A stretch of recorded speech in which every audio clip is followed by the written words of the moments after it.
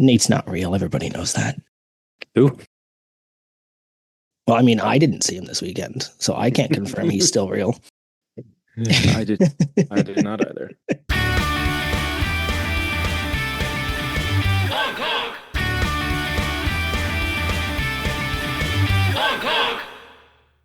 All right. Welcome, everybody, to episode 36 or 37 of the Unpaid and Underrated podcast, the podcast for crew, by crew, sponsored by crew, mocked by crew, and this week attended by crew. I'm joined, as always, by Big Keith, and Keith is Howdy. going to help us round out our round table.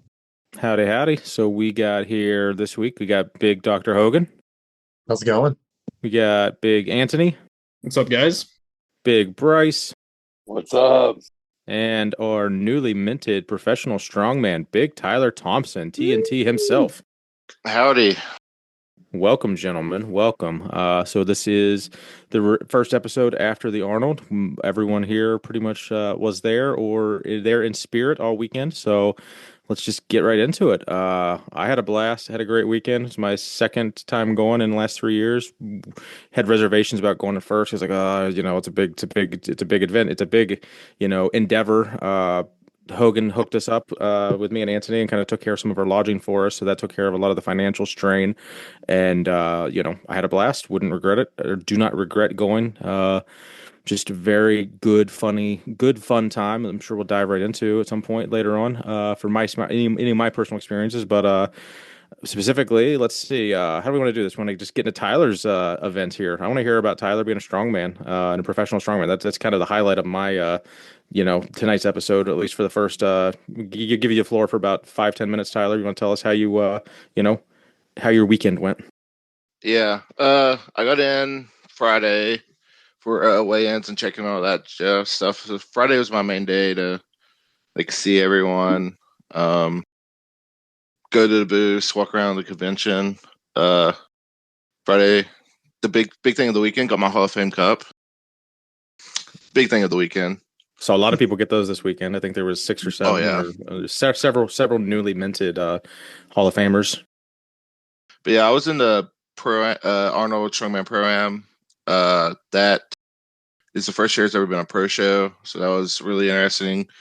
Going up against some of these bigger names that because I initially signed up, I was still the amateur, and then about 2 weeks after sign up, they changed it to a Pro-Am, which was a big curveball. So then some pros actually jumped in. Then is that how that? Yeah, goes? Okay. Andrew Burton, who won, he was a pro. Funny enough, the only 2 amateurs to make it to the second day was me and Seth, who, spoiler, I got third, he got second. So the only 2 amateurs were on the podium that made it to day 2. Nothing wrong with that. Yeah, no. So the show, I know we talked about maybe another person that was competing on. For us, we were supposed to go on. We're supposed to get there at 3 and start competing at 4. When I got there at 3, the first group of 3 had just finished. So they were at that time about an hour and a half behind. We were supposed to do 4 events. We ended up only doing 3 events that day because we were getting kicked out of the arena. The police were I had friends that flew in from Baltimore and North Carolina to come and compete, and they saw me do 2 log lifts of the first event, and then got kicked out by the police. So they just kick people out at 7? Because I know the expo more or less just closed at 7, so they didn't let you guys literally finish the fucking event. That's wild. So it was a weird. So I'll get into it. The first event was log lift. Yep. We were supposed to start at 4. I think I did my first lift, looking at my the phone, the picture timestamps. I did my first lift at 7:30. Jesus Christ! And they were kicking That's people strong, out. Then that's strong, man. Normally not that bad, but I mean, if you roll with the punches, got to do what you got to do. They don't call it on time, man. No, definitely not. Well done. But yeah, my friends got kicked out. Weirdly, my parent, it was depending on what section you're in. My parents were on the side, kind of near the athletes, and they didn't say anything to them. So luckily my parents got to stay there and watch the whole thing. But my friends, like, they went up front to like have the front view of like me competing, and they just kicked them out. Like the cops were like, "You're out of here!" Like kicking everyone out about 7:30. Yeah. So event wise, first up was Max Log, which is trying to redeem myself from the Lift Hard Live Easy this summer. I opened it was on a Slater log, like the real wooden log. First time I ever lived on one of those. That was amazing. That's a bucket list. Like those are pretty long too, aren't they? Like it's not just oh yeah, it's a lot longer. And like it's weirder because like normal metal logs are kind of hollow, where it's solid wood, like a lot of weight is just like right there on your chest. Even. So yeah, I opened at 360, kind of lighter, just because that was literally the first time I ever touched that log. Was when I like that first lift. Opened that, got that, jumped up to 400. If you watch my video, I opened a brand new thing of salts and like hit them, and like I almost like go down. Code unpaid, obsidian ammonia. Yeah, code unpaid, obsidian ammonia. They just dropped the Irish car bomb. Because like the ones I've been having in practice are like I open at the Lift Hard Live Easy, so they're like pretty weak now. So I have to get in there, and I just wasn't thinking open it, and like went nose first, and like almost went straight down. Like so I was pretty amped. Got the 400, which was I think a 25-pound PR, 30-pound PR. Woo! Oh yeah. Thank you. And then also, if you're Keith, that would count as your first woodlog PR. Yeah, absolutely. Yeah, so that's 2 PRs in one hit. We'd have to measure the length of it too, just so like and then just like, to make sure that everything is. I've got my 7-foot log PR, I've got my 8-foot log PR, I've got my 9-foot log PR, all that. It's got to update the spreadsheet. Sorry, buddy. Yep. And then the third attempt I went for 420, and just I messed up the clean a little bit, took a couple steps back, and I just had it on my chest too long, and weirdly holding 400 some pounds on your chest kind of wears you out. That's a squat. That's a fucking shocking. Weight. Yeah. Yeah, exactly. So I think I ended that up. 400 was good for Todd for third, I think. Okay. Was there like 7 or 8 in your class? 23. Oh Jesus! Okay, I thought it was a small. Okay, well that's fucking even more impressive. All right. So day one, there's 23. Well, yeah, and then you go down to half, right? It on the second day, yeah. They cut it to 8. So like my goal was just I figured if I was like top 10 in every event, then I had to make it to day 2. Yeah. So I got third on that. I think me and Seth actually tied, and the 2 guys who won it, Zach and can't think of the British guy's name. Jack. I think they hit like 460. So it was like a big disparity. 460. Fuck. Yeah. That's a big weight. Yeah. And so like that's wild. So like you're literally that they had no audience too, except the little people. Like that had to have fucked you guys up a little bit. Like you're opener and your second, and then like you're watching your friends get kicked out while you're trying to like go take your third. I'm like, what the fuck? That had.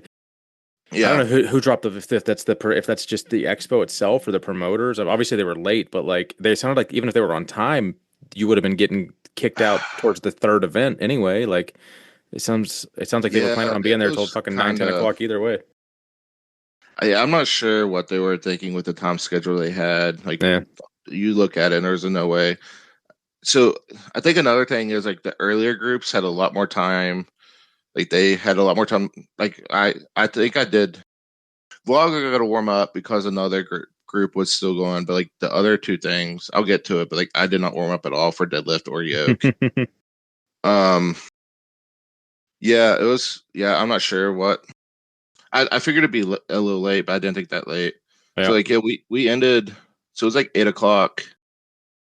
By the time log was done, and they're like, "We're going." Like as soon as the last person drops a log, we're getting the deadlift bars out there, and like it was us, open men and open women, and like open women, you're going.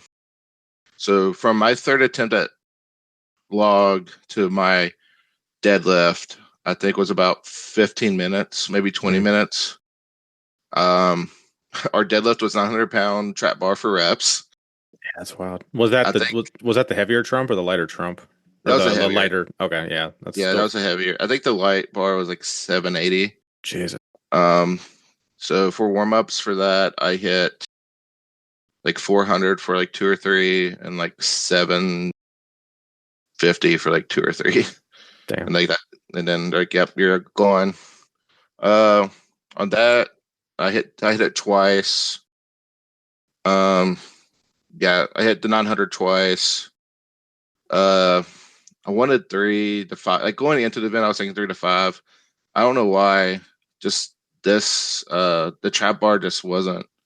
My deadlifts like weren't clicking at all because I hit 900 last year for one at nationals.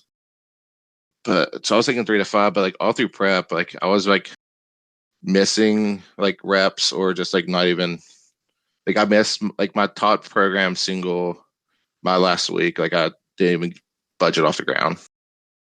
So I don't. Yeah, I was at the end of the day I was happy with 2. I wanted 3.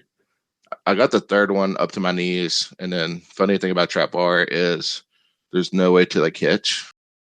Oh yeah. So I'm like sitting there. We just I'm get all sitting there. off balanced and shit, and just Yeah, fall out of your hands. I'm like sitting there, like it's right at my knees. I'm like, how can I hitch this? And I just went down. But yeah, I'm not sure where that put me. I was in top Okay. 10 for sure with 2. Yep. What was after deadlifts? So while we were going deadlifts, they started the women's yoke. Like we were Oh like shit! Oh, they had front. like half the lanes or Yeah. something. Okay, that makes sense. Yeah, because when our yoke, we watched Katie's, it was like all 4 lanes at once or 5 lanes at once. So they started the women, and then like when we got done, then they moved it to 4 lanes again. Like you saw Kate, if you watch Katie's, like they did 60 feet down, 60 feet back. Mm-hmm. For time, they changed ours to 30 feet down, 30 feet back. Was it a last minute change? I'm guessing. No, well, it was like before we went. I think they changed the middle weights also. Okay. And our last event was supposed to be like a sandbag medley, where it's like about the bags were like 10 feet away, carry and load over the bar. Yeah, I saw that one. They changed it for the middleweights to just a load, and they took out. It's supposed to be 5 bags. They took out 1 bag, so it was only 4 bags for them. Just for speed, I'm guessing. Like just to move shit along. Okay, that makes sense. So yeah, we jumped to the yoke. I don't think there was 10 minutes between my deadlift and my yoke. I picked up a 400-pound yoke and walked at 10 feet. That was my warm up. Our yoke carry what, like 1,000 or something? Our yoke was 900 pounds. Okay. It's only 30 feet though. Well, twice, but it's better than 60 twice. That's it. Yeah. Yoke, I'm very capable of doing almost any weight, but I am not going to be fast. Mm-hmm. Like you saw people sprinting. So we did it. I ended up 8th. I finished it in under 15 seconds, which was like my goal. Damn.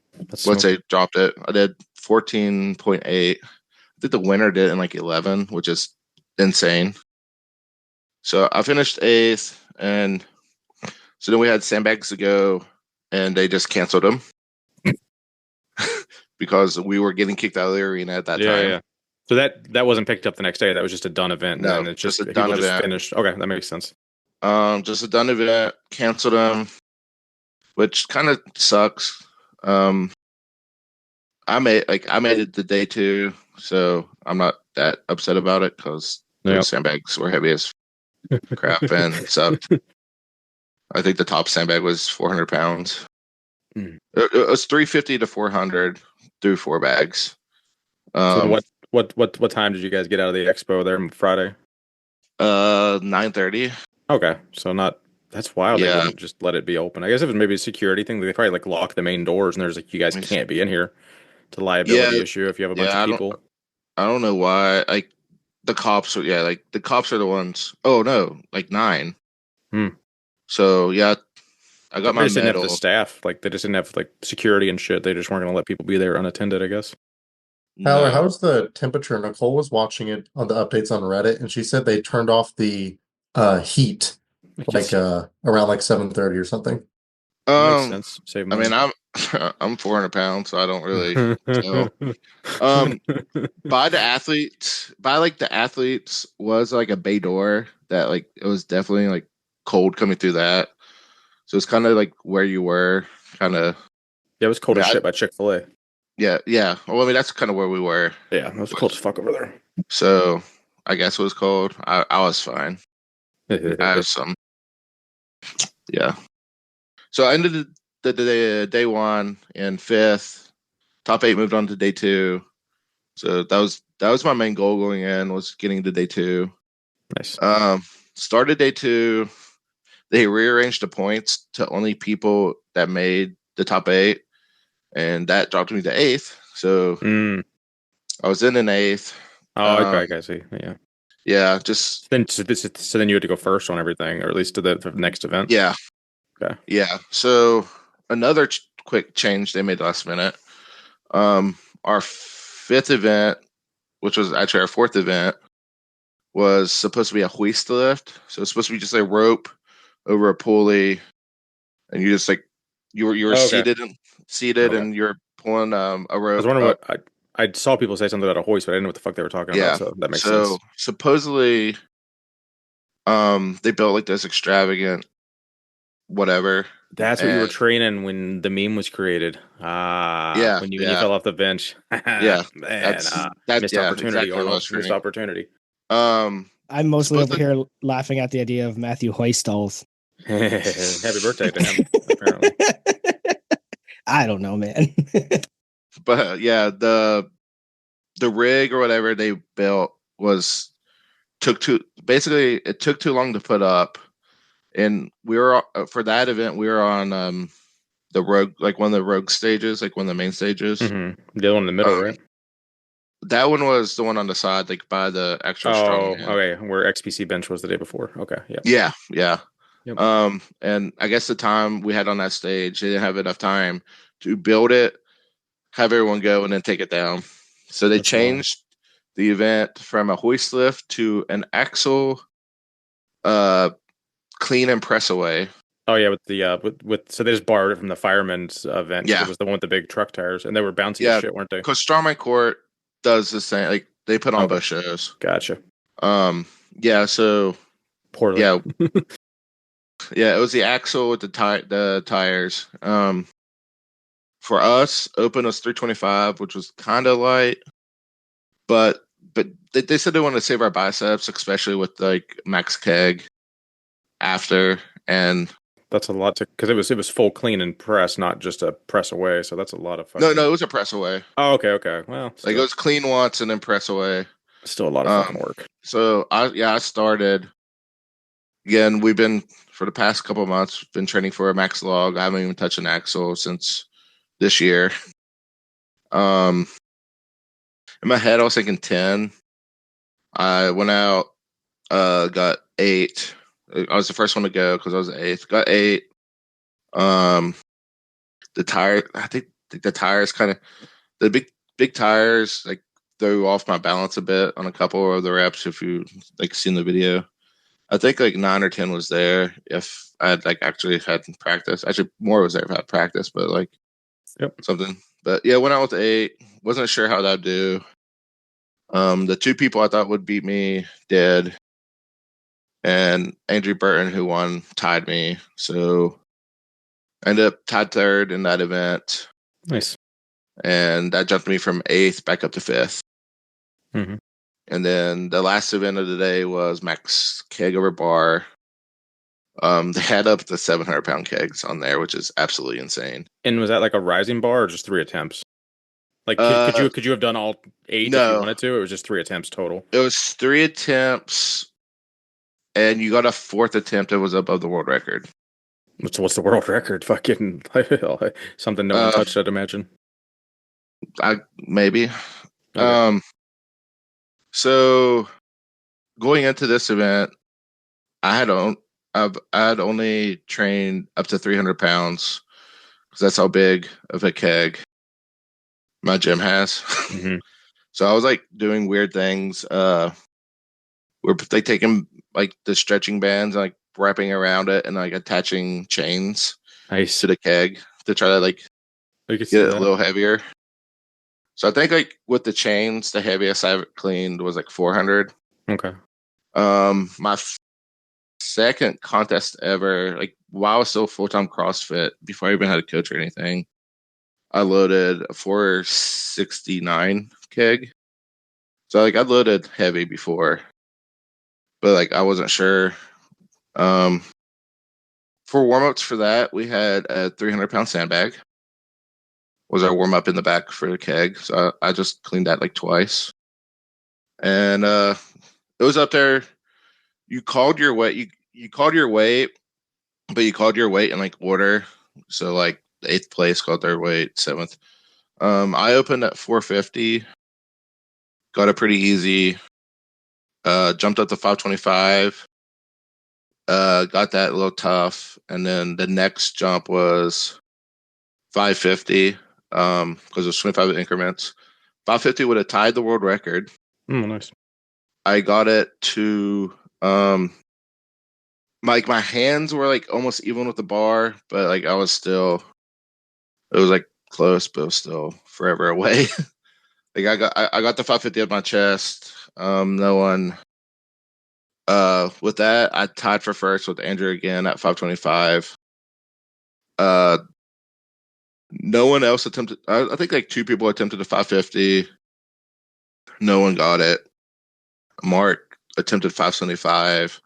He actually got pretty close because he wanted to jump the world record, but he didn't. Like no one really. I don't think anyone broke a world record in any class, Gotcha. which is kind of weird. Which I mean, they put the last event after. All right. Well, that's and then so you pretty much didn't really know if you made so you knew what you placed pretty much right after right after the keg, but you didn't really know if you were Yeah. getting a pro card or not until later in the day, and they just kind of like pick and chose how they decided that. So I'm not trying to cut you off. I just figured Oh no, you're good. we got like wrap it all up in the next couple minutes, and we can kind of bounce around some more. We got to save Oh it no, for. you're good. Yeah, basically, they were actually announcing the podium, and the announcer goes 3rd place, 23.5 points. I looked at Katie, my fiance. I go, no. So I was like, I did like mental math. I'm like, I can't, like, that's too many points. Like, I couldn't have got there. And then they go, Tyler Thompson. And like, she goes, like, your face was just like the craziest, like, surprise look. But yeah, then I walked up there. Yeah, ended up third. Like I said, second was Seth Sukup, and first was Andrew Burton, who's going to the main show. Seth is also an amateur, so it was like weird with their wording because they're changing the pro card system to kind of make it harder to get pro cards. And it used to always be Podium got the pro cards, but like now that it's been like only top amateur got their pro card was like kind of the wording for some events. And basically what it is at the end of the day was the Arnold is still Podium because like that's their big amateur event. And like all the other like pro-ams and nationals is just top amateur. Gotcha. So Well, that's pretty cool. So what does that mean for you as far as now you can just enter bigger events that like are pro shows? Yeah, that gets me into pro-am, like Strongman Corp pro-ams. And the 2 main shows it gets me into is America's Strongest Man and I can come back to the Arnold as a pro. Okay, cool. So I can come back to the Arnold every year and do America's Strongest Man. Like that's the 2 major shows I can enter now. Nice. And then just like the pro-ams people put on throughout the year. Well, that's awesome. I appreciate hearing all that. Oh yeah. Enjoy a long off season. I hope you don't have anything planned too early. I know. I think you got some plans this summer, so you're not gonna be able to make it to the Lift Hard, Live Easy. But we'll see if maybe we can get Jake out there to try to do a 400-pound press for us as a exhibition lift. Oh yeah, get him out there. Yep. All right, brother. Well, stick around. We're gonna just kind of shoot the shit round table here. I wanted you to get that story out. Feel free to chime in as we go along the rest of it. I just don't want to, we got to save some time for Katie's story at the end here and kind of get to the rest of the crew we got here tonight. So let's see. Big Antony, how was your first Arnold experience, buddy? This was a kind of a last minute thing for you to come out with us, and we're kind of glad you did. How was just overall coming to Columbus, seeing the great Midwest state of Ohio? How was all of that? Yeah, it was my first Arnold experience. And I think it was also Big Bryce's. Bryce, was that your first experience too? Yeah, so feel free to like chime in with me too. This is two South Dakota boys taking over Ohio, trying to see all Yeah. this stuff and everything. So yeah, it was a lot of fun. I had this planned for a little while, mainly just because it was on the Hall of Fame checklist that I wanted to check off and everything. So finally getting the chance to come out here and do that. But what was your plan, Bryce? I mean, why did you come out here? I had to put in for the vacation like 6 months in advance at work, and it just so happened to also be like the weekend of my birthday. So I was like, well, I mean, at the very least, I'll just have like birthday off. Like, so I'd be kind of planning it, and then I don't know, a couple months ago, I was like, asked my dad if he wanted to go, and then we just planned on like road tripping or whatever. Yeah, pretty much the same thing, just to check it off the list. I've really wanted to go for a long time. Like, see that the animal cage like is just like the coolest thing ever. So had to go for that, and then I thought it'd be just cool to check out. Yeah, and you also, I mean, you did a lot more things than I did at the Arnold. I was just kind of hanging around, but you actually got to like lift in the animal cage. You should talk about that for sure. Oh yeah, that was crazy. It was like Saturday, and we were walking by, and Ginger Hercules was like doing his big deadlift, and some like kid with like a beanie on and like headphones and like a belt and like all this stuff was like near me, and I heard him asking someone was like, "When's the deadlift contest?" And I looked at my dad. I'm like, "Deadlift contest?" And he's like, "You should do it." So Hmm. then they were like, "Get line up over here if you want to do the deadlift contest." So I like ran over there and I was like, "I'm getting in on this." And then I was like hoping it'd be, I don't know, like something, and they were like 315 for reps, and I'm like, whoa, that's. Cardio. I wish it was heavier. Yeah, I was like, I'm gonna die. Can I do like 590, 585 for reps instead or Yeah, something? can we do something I'm not gonna do like 40 of? Then you ended up doing 31, I think, right? Or 41. 41. That's wild. That is a lot of reps. Have you ever I done was anything like that in training before? I mean, I don't know no, who just goes and reps 315, And ramp at for as many. 315. Yeah, no, but yeah, I that's just haven't done. nuts. I I haven't think I would done have been. anything like that I think ever. it would have been good for like 12, and would have said, "I'm good. I'm going home." Um, my lower back hurts hearing that. Yeah, and he did it. And were those at least like flexible jeans, or were those just like regular tight jeans? Because you're wearing straight up fucking blue jeans. Yeah, they're kind of flexible jeans, I Okay, that's guess. got to help a little bit then. That video And is wild. I had a belt on with my jeans. Like just a leather. For the Just crowd. a He's belt not for the saying a lift. jeans. Yeah, this isn't a belt fed strength powerlifting code unpaid belt. It's just a his keep his butt crack from falling out belt. Yo. Good stuff. And Oh, then Keith froze. Oh, there he's back. oh, I'm good. I was just trying to get a pulse for everybody. I know Anthony, were you like overwhelmed by just the sheer crowd? I mean, that was like, I mean, I'm sure you've been to like sporting events and stuff, but like that's a lot of people in a small area. Oh, it's yeah. I've never been to a sporting event that's like that, where you're penguin walking through the whole thing, right? You might as well be mooing like your cattle moo. Like it sucks. Yeah, I mean, I've never been to anything that big before. Like college football games, they can get into, 80, 90,000 crowds and stuff. But again, that's not with people on the floor and you're walking next to them and everything. So definitely a lot of people. But the days, I mean, we got to hang out at the booth for a lot of Saturday, and that was a lot of fun just to kind of hang out and have people come to us rather than us trying to mosey through the entire crowd. But yeah. I think you worked the booth more than anybody else, or at least up there, because I definitely handed people a lot of shirts, but I didn't cash anybody out. I think you cashed out a good few grand worth of money that weekend for them. So Yeah, no, it was like you, me, Hogan, James, Matt Sunling was there. We were just like slinging There's a drink lot of spotters us. That all was over the awesome. place. It was They- yeah, it was a ton of fun, and kind of glad that Tanner and Tommy could take a little break and then go and Yep. film some content and stuff like that, Yeah, it and was cool. that they let the inmates run the asylum, or they broke loose, whatever he said in his story. But I thought that was a lot of fun, and it was pretty cool to be a little part of that, and spread the Massonomics love to people. What do you think of the booth, Bryce? I know you've I seen it at love. Lift Hard, Live Easy, but it was seeing it like next to all those other booths was something else. Yeah, it was like crazy. There's like all these big brands, and then I mean, Massonomics is big, but like you're like, It's just oh, just, I just know seeing these your buddies. guys. Yeah. Yeah, it's just weird to like see your friends like Well, I at a think it thing was like funny that. that Massonomics was right next to Rain, and Rain hmm had these just massive lines for just an energy drink and just 30-minute waits in those lines and stuff. Right. And Buff Chicks was right beside them too, and they had a huge line to go meet some girls and stuff. And it was just Massonomics guys are just kind of in the midst of it, which was hilarious. That was Wasn't the there? Yep. Go ahead. that was the weirdest thing to me is like I didn't realize there'd just be like lines everywhere. Oh Like yeah, just people it's like all I'm like, lines. what is this a line for? And you like look and it's like, oh, I kind of recognize that guy, I guess. Or like, what's this a line for? It's like, what the hell?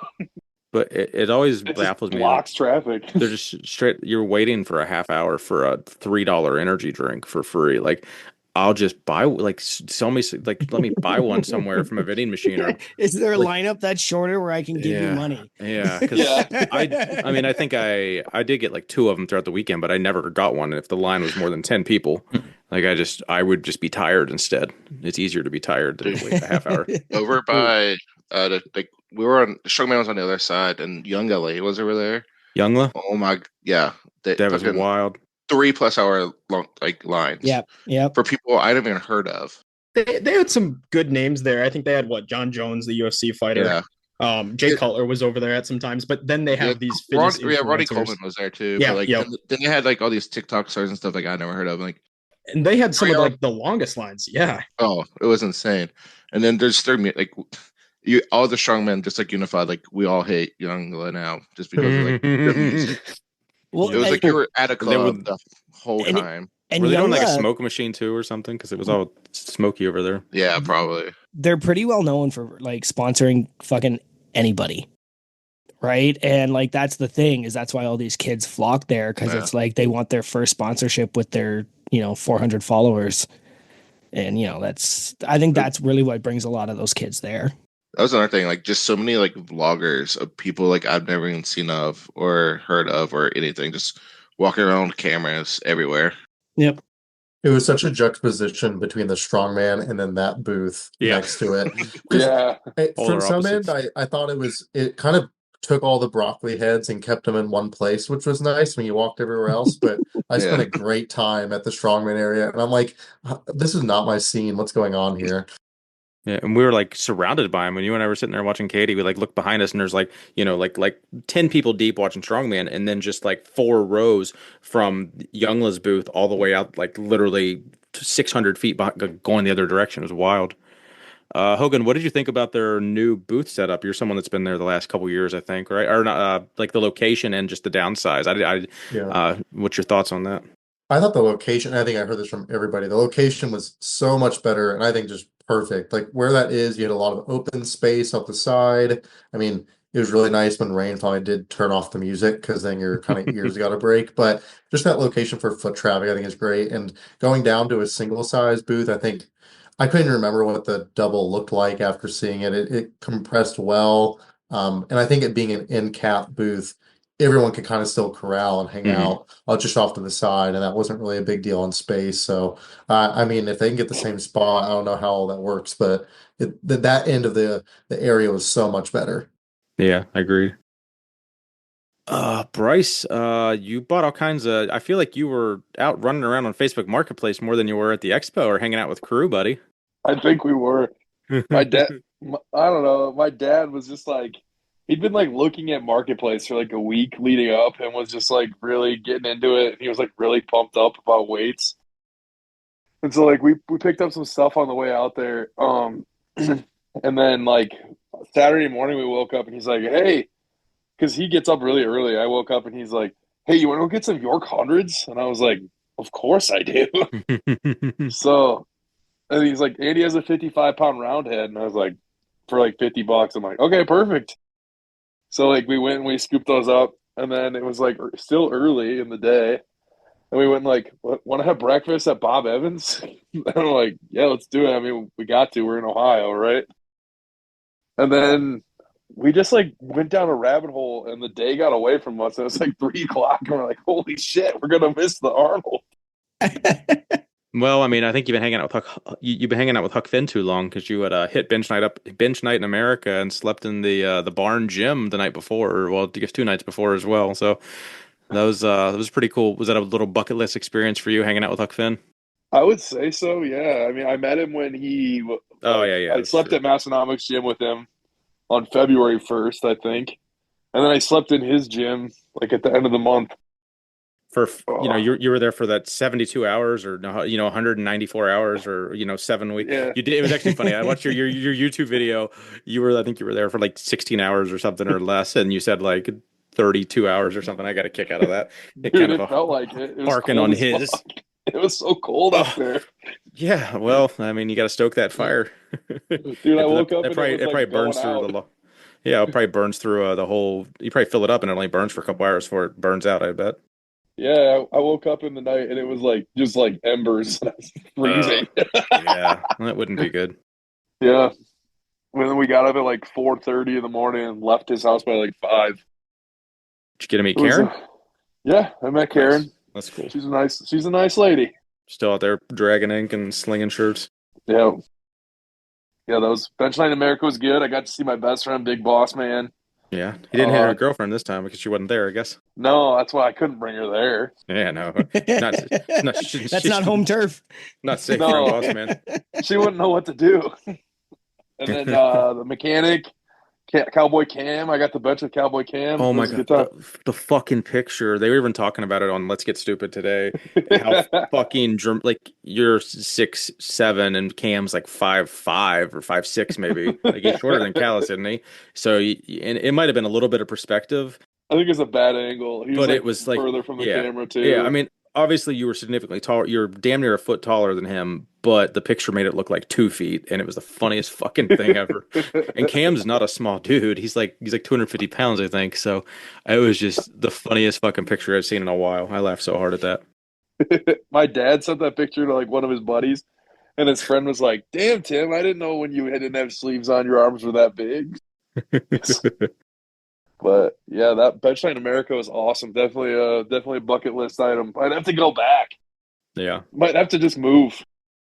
Well, we got some lifting in at Hogan's there. We got to tour Hogan's gym. Antony and I, and then Gary came over and on was it Friday, and then I think Kevin came over the next day. So you had a whole gaggle of people in well, haha, see what I did there? Of people in the gaggle gym.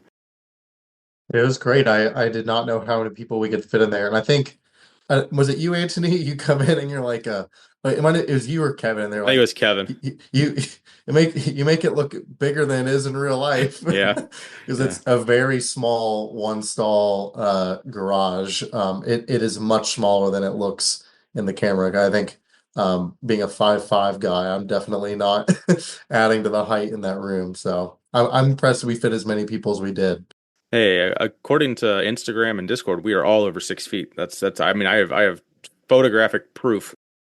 Oh yeah, I've seen that. That was a really Yeah, good that picture. the night got crazy. There was a lineup at some point. That's where we got that from. And I still can't believe Gary bought those dumbbell spotter arms off. So you want to tell the Gary story real quick and like Yeah, run with it? so I think I posted in the Discord like I had these Black Widow like V1 dumbbell trays, and when I got the Pepins, they could work with it. It just wasn't great, and so I was gonna sell them and probably to also pay for the Black Widow knurled axle that I got, and he was interested in them, and I cut him a crew deal, and he's like, "Oh, when I come from the Arnold, I'll pick them up." And I go, "Sure thing, man." And I didn't think anything of it. I'm not gonna plan out the logistics, and he shows up and he's got what looks to be two small duffel bags to fit these in. And these are not small items, nor are they light items. And his plan was to check them in his luggage and bring them home that way. And I'm like thinking of Bryce and your pickups if you started throwing the hundos in your Oh, suitcases. Like how like I didn't realize what he was like he flew, and I mean of course he did. He's from I think he's in California, so Yeah. that makes sense. But also I just didn't give it much thought. And I remember I was messaging him after, and he was like, all the doubt really started to get to me. I started to think they wouldn't fit either, but I persevered, and they made it. So he got them home. I got it. They're in the we don't they're not ours. We just borrow them. So they're Yep. the new owner. It's just our turn with them. Just our turn. Yeah, I had a little. I was able to get. Kevin was able to graciously bring the log to Hogan, so I was able to get my log. I'm excited to get some use on that one, but I did not have to put it in a carry-on. So I'm not sure how Gary managed that with all his stuff, but that was hysterical.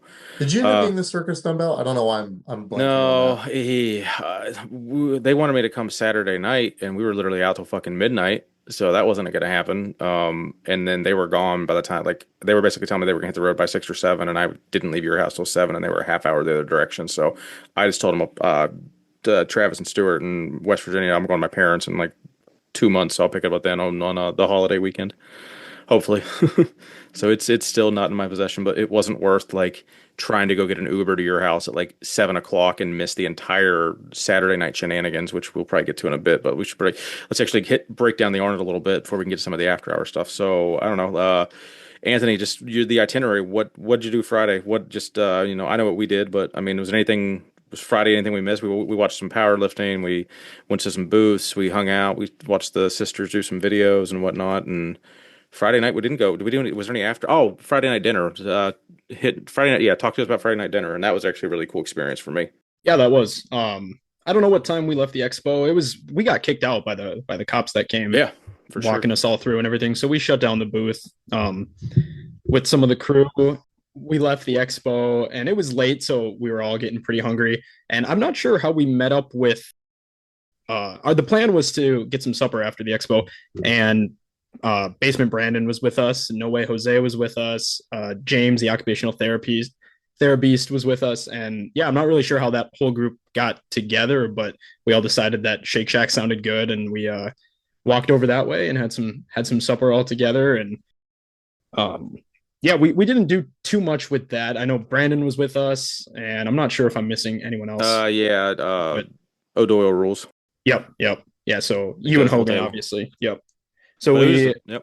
Yeah, it was just nice. We just had some supper and we were just talking around for a little bit. And then Brandon, it's getting past his bedtime, so he had to get going. And yeah, it was kind of cool because then Jose was talking a little bit with me and you. You were asking him for some pointers about my upcoming powerlifting meet and giving some first person advice and everything. So that was kind of nice to hear from Jose. But after that, we just I guess I can probably switch it over to Hogan because that's when we walked. Or no, that was the next night. It's a good time. It's still a good story if you want to. Yeah, it's because I don't want to tell the story because it's funnier if it comes from the third party or a different party's perspective. Yeah, so this wasn't Friday night, but it was Saturday night after we were all done with the Eagle. And again, it was late and we couldn't get a hold of Hogan's wife. And so we graciously were offered a ride from Big Paul, who we all finally got to meet. Big Paul 2, I think, is his name in the Discord. Yeah, he said he's got a car that's not too far away. And so we were like, yeah, sign us up. We'll definitely go over for that and take that ride from him. And I'm not sure how far of a walk it was, and I'm not sure what he promised us, but it was a very, very long walk. And it was, the feel like temperature was like 14 degrees. And so, for someone that's not really used to that kind of weather and the wind, it was definitely not a good experience. So I know Keith was dragging behind in the back there. And the attire you all wore, because we leave the house. Well, so Friday, it was like 40 fucking degrees Friday, and I was like, cool, it's going to be a nice warm weekend. I'm wearing shorts and a t-shirt all weekend. And then I didn't necessarily process Saturday's weather because Hogan or Kevin brought my log, and then I pretty much like had to leave right after that. So I didn't like check the weather channel necessarily. But yes, t-shirt and shorts. Yep. I think Antony's in a long, like a sweatshirt with a t-shirt under it and shorts. And so feels like 14 braving that. And the line that killed me, and what I heard was different when Keith said, but Keith, what did you say when we were walking? Because this was it was a solid 15-minute walk, like minimum, and 15 it was 15 and 15. It was 15 degrees minimum, max, and it was 15 fucking minutes more. And I said this was towards the end of it after Paul kept saying it's just right up ahead, and I'm like, I just started doing like a monologue of 40-year-old New York man found dead, frozen on the fucking streets of the Columbus Expo, something to that degree. But Hogan didn't hear that. He heard an iteration of that was still funny as well. But yeah, I was freezing. I couldn't feel my shins or my forearms at that point, like at all. Like it was bad. Like I've been cold before and I've done some stupid shit, but that takes the cake on both of them probably. Yeah, it was cold. I didn't realize how cold you actually were, I guess, until we got to the parking garage where Paul left us for a couple minutes to go get his car. But Yeah, I'm pretty sure he parked on the fucking roof of the parking garage. He was in there yeah, like it took 7 minutes till he came back down. yeah. And so it was really funny because Hogan gave you his jacket and we had you go pose like out in the street in the wind, Well, the after you jacket said that you're freezing. And and yeah, I the jacket probably helped a little bit, right? But was wearing a backpack, so my back was at least warm. So I put the hoodie on just like backwards, just to cover my arms up for like the last 2 minutes of the walk. And that they both found that to just be the funniest thing ever, and just proceeded to take pictures of me. And Hogan's phone was dead, so then he made me give him my phone to then take pictures of me, which I'll post later because I was saving those for the I just love what for the big Keith reveal. said. He was like, because it was a Basement Brandon hoodie and it's got the naked swatter huge in the front. You just see that. And then I think someone said like, Brandon's saving Keith's life right now or Yeah, something so like that. I was the coldest I've ever been. But yeah, that was the funniest thing I think I experienced. It was funny after that. It wasn't so much funny in the fucking moment, but I knew it would make a funny story. So, but yeah, I should have thrown my sweatshirt in my backpack, and I did was you just did like, you end up telling your wife that story? I know you said that she probably wouldn't no. appreciate that. And she's definitely asleep, and she won't listen to this podcast. So I think No. I'm in the clear. No, but you guys were shocked when I said that because I was like, if Stephanie finds this out, she's gonna be so pissed at me for like putting myself in a potentially dangerous position. Because it We could were have like all fine. another 5 minutes. I would have No, fucking like I was about ready to just like I don't know. It was bad. It was very bad. But we yeah, would have all been fine. But it was, yeah, it makes for a funny story. I don't know. We missed much. I mean, I do want to talk about some of the Saturday nights. I'm trying to think if anything really happened Saturday during the day.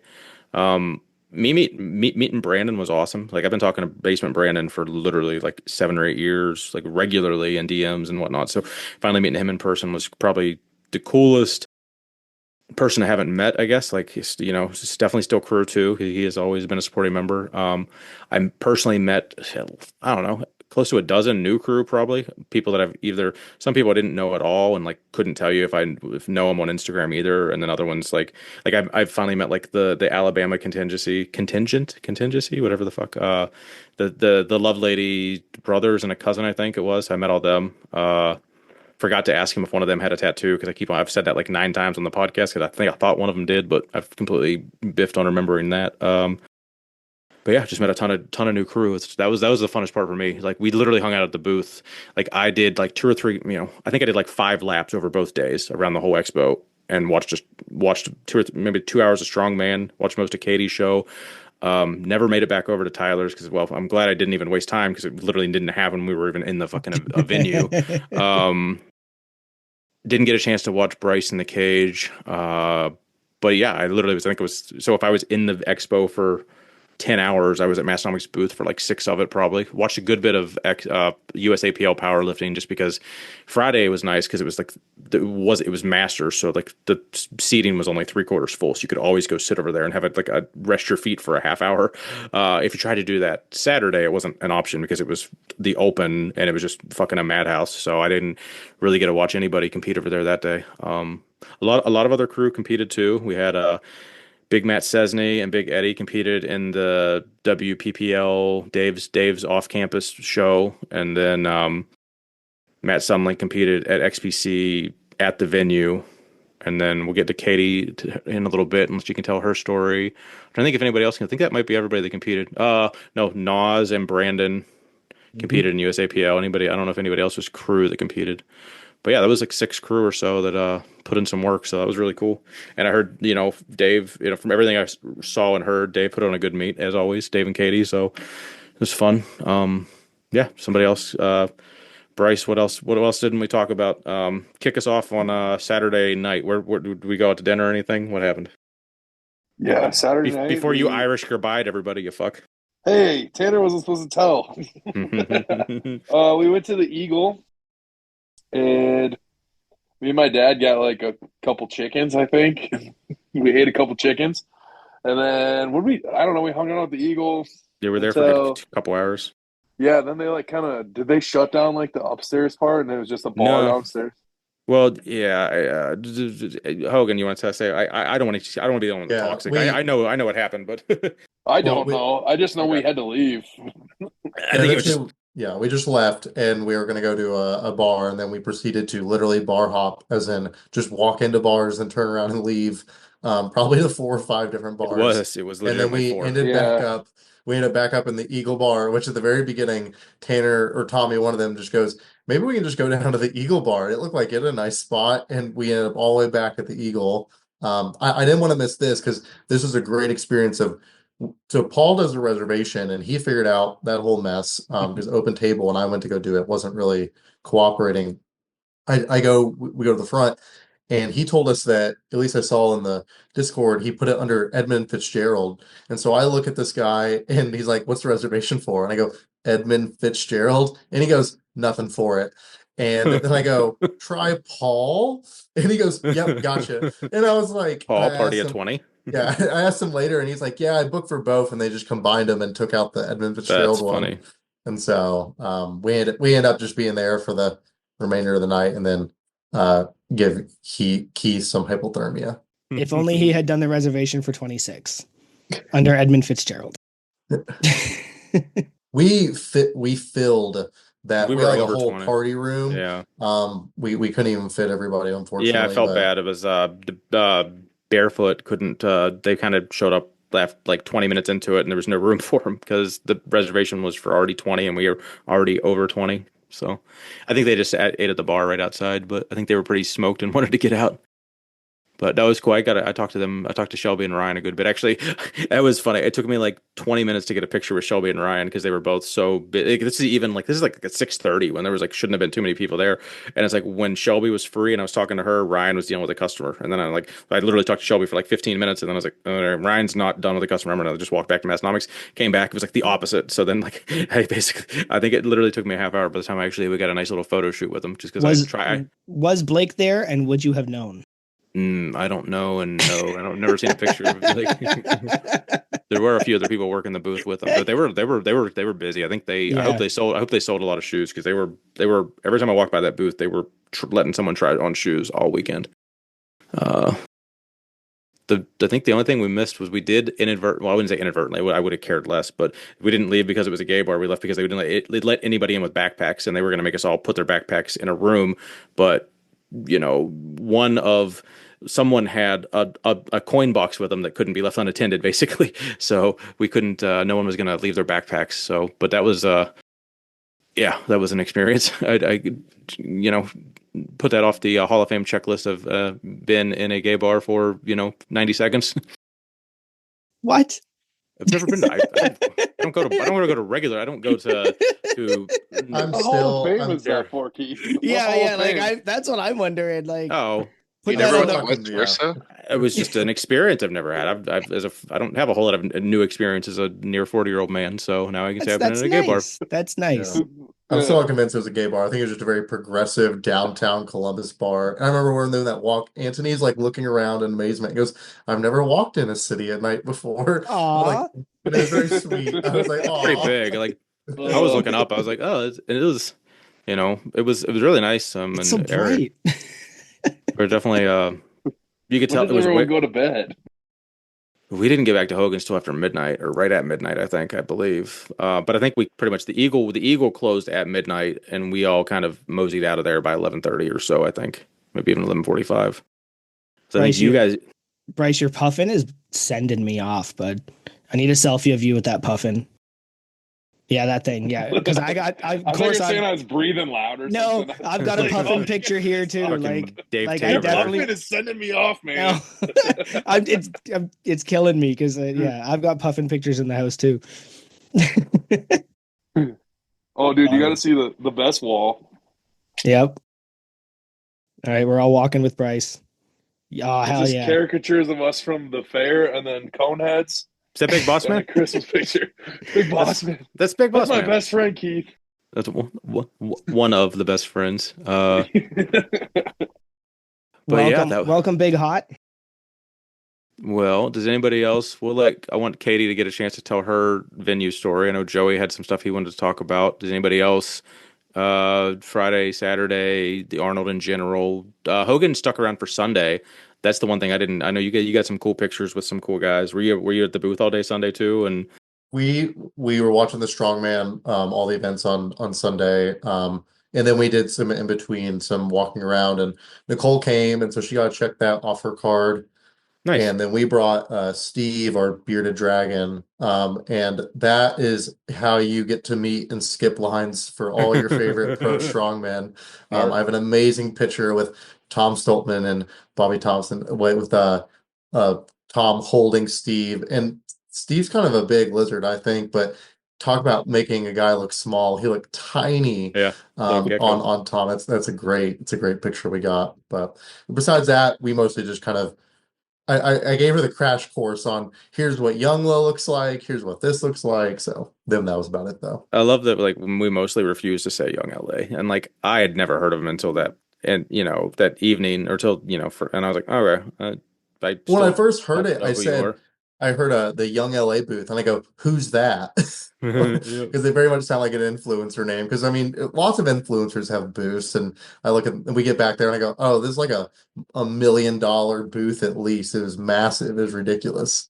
Oh, I think one of my favorite things to watch was the rematch of Antony and Matthias and how close it was. So anyone they had a head-to-head at the grip challenge in Crew Falls. You guys had the exact same time or within a half second or there was something to where there was kind of a run back after the one of the grip events. So you guys did a left hand right hand I think there, and I think he edged you out like very marginally, and then you guys did a rematch this weekend, and you did like whatever it was 139, and he did 140 or whatever it was. You guys literally you had whatever and a half, and he had like the next increment, so like literally a half a pound or something from what I recall. Yeah, I was just like, damn, dude.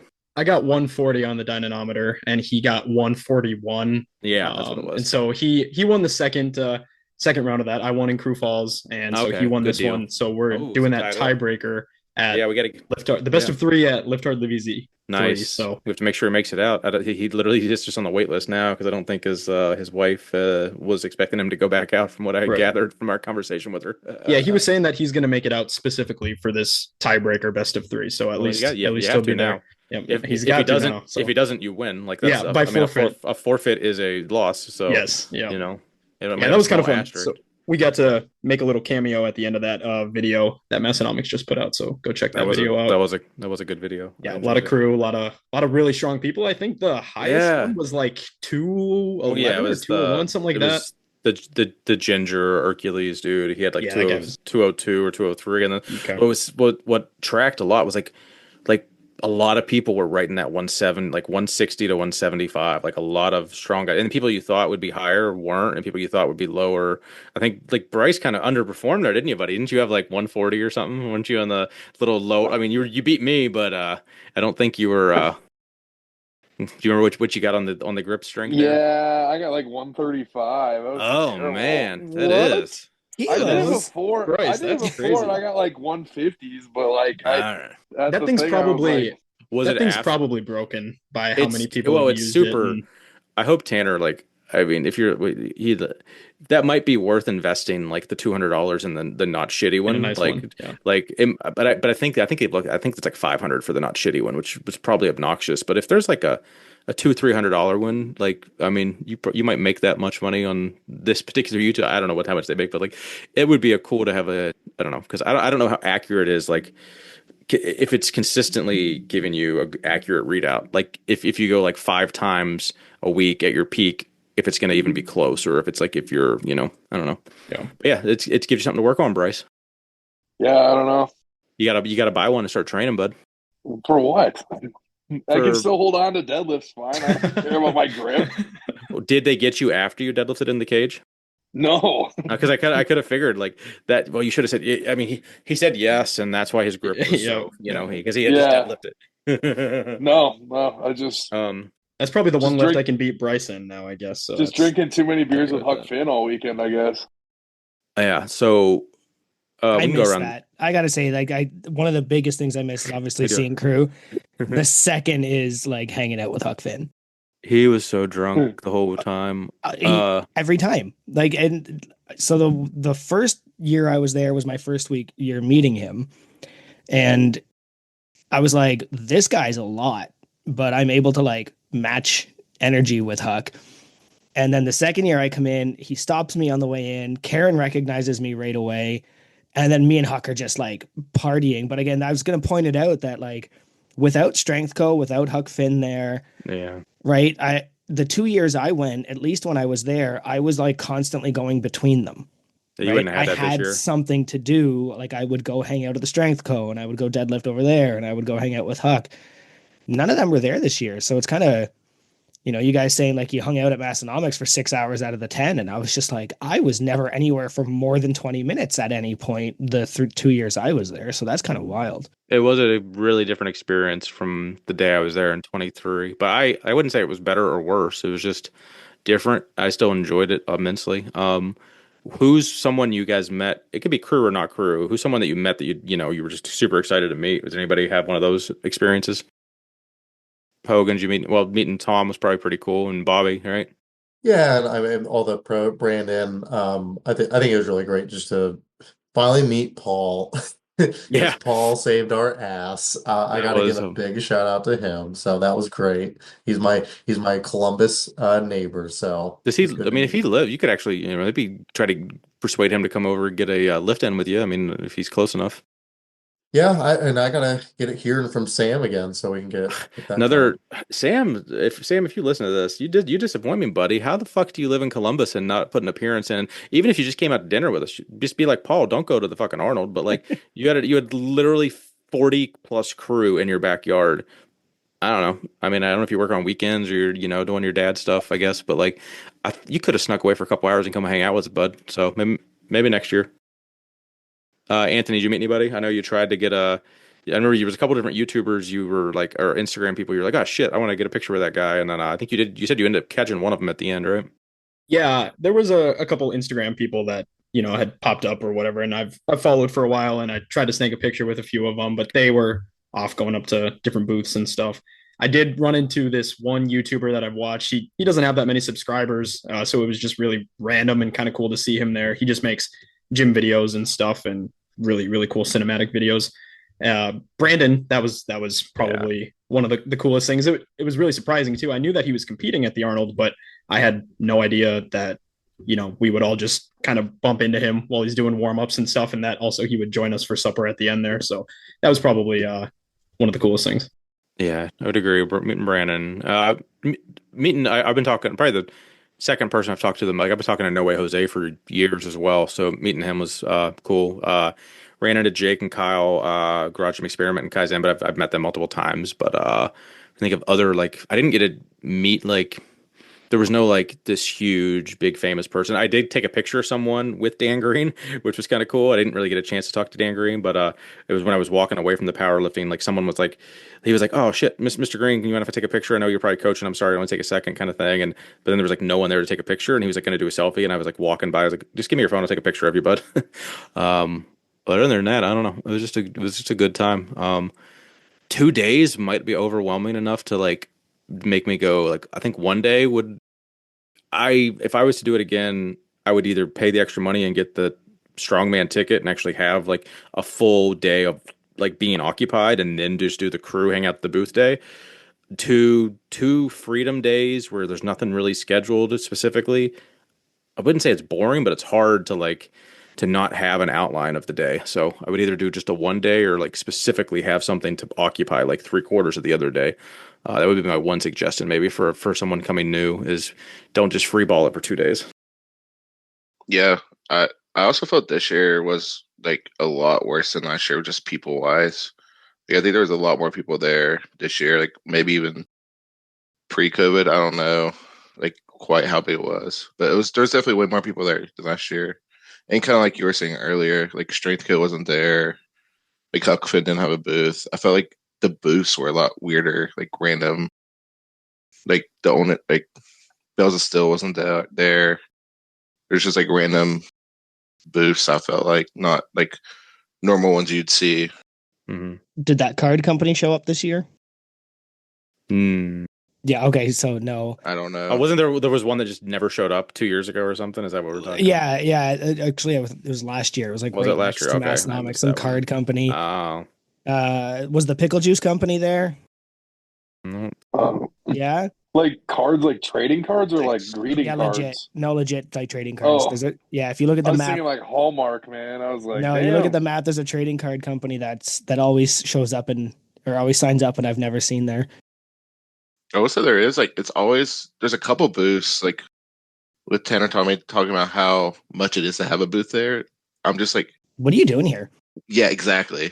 Like there's Yeah. like those booths like you're not even selling anything. Like why are you here? The jacuzzis. Yeah. Were the Like, jacuzzis there? Was there people? there's Oh, rain no. gutters. Rain gutters. Rain were gutters there. are always there. Yeah. Last year there was jacuzzis set up over by the medieval The place. medieval And people weren't there. Yeah, I didn't What? see them at all. I didn't see Oh, that. That oh was man, yeah. It sounds like, you know what? I picked a good year to miss.